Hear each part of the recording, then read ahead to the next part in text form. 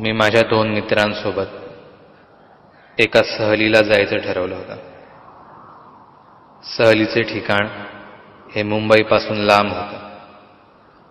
जीवनात काहीतरी रोमांचक करावं हाच यामागचा मूळ उद्देश होता. विशालने त्याच्या ओळखीने एका 4-चाकी गाडीचा बंदोबस्त केला होता. नयन आणि मी आम्ही दोघांनी 2-3 दिवस पुरेल इतकं सुकं खाद्य आणलं होतं. सहलीचा एकूण खर्च आम्ही तिघेही समान करणार होतो. प्रवासात लागणारं सारं सामान आणि काही पैसे घेऊन आम्ही आमच्या प्रवासाला सुरुवात केली.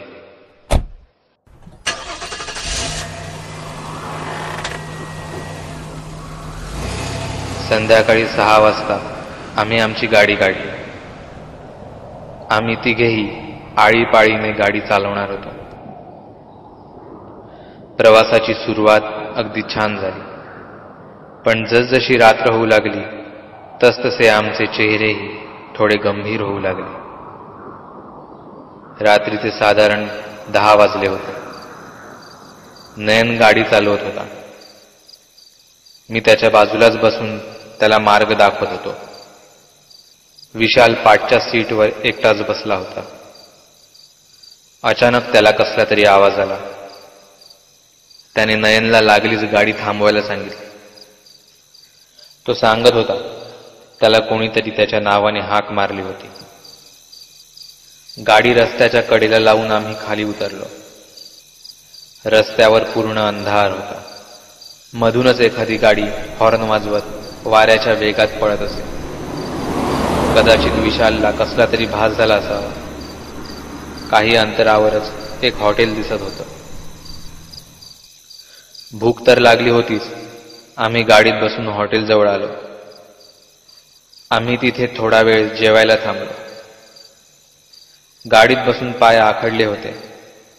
जेवल्यावर सहजच 5 मिनिटे फेरफटका मारावा म्हणून आम्ही रस्त्याच्या कडेने मागे मागे आलो त्याच दिशेने चालू लागलो.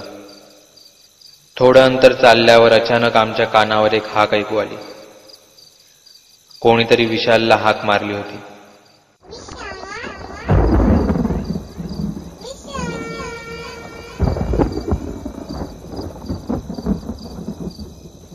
रस्त्यावर संपूर्ण अंधार होता.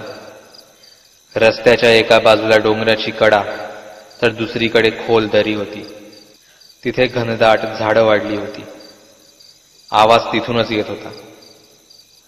काही काळाच्या आतच आम्हाला दुसरी हाक ऐकू आली.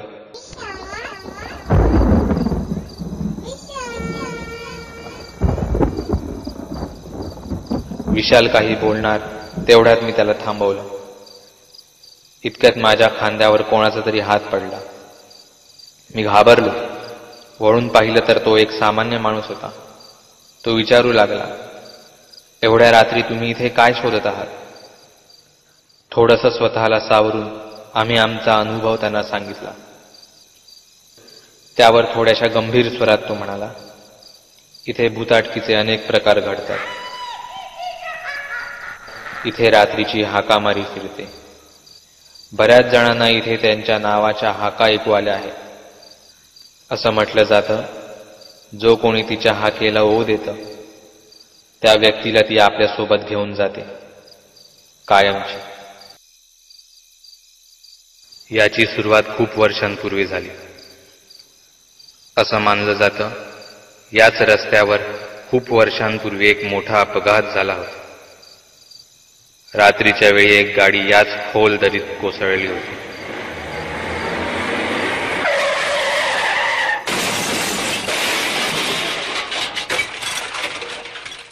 त्या अपघातात अनेक जण मृत्युमुखी पडले आणि त्यातच एक बाई गंभीर स्वरूपात जखमी झाली होती.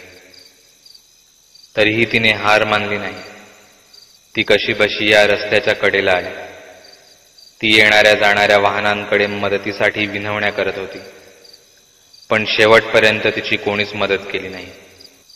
तिचा इथेच या रस्त्याच्या कडेलाच तडफडत दुर्दैवी मृत्यू झाला. तेव्हापासून ती सुडाच्या भावनेत इथे प्रत्येक रात्र भटकत असते. आणि वाटसरूंना त्यांच्या नावाने हाका मारते.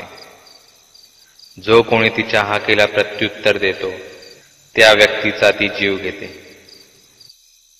नशिबाने आमच्यापैकी कोणीही तिच्या हाकेला उत्तर दिलं नव्हतं. तिथे जास्त वेळ थांबणं आता आम्हाला धोक्याचं वाटत होतं. आम्ही लगेचच हॉटेलमध्ये गेलो. तिथून आमच्या गाडीत बसून आम्ही आमच्या पुढच्या प्रवासाला निघालो. क्रमशः बागुलबुवा.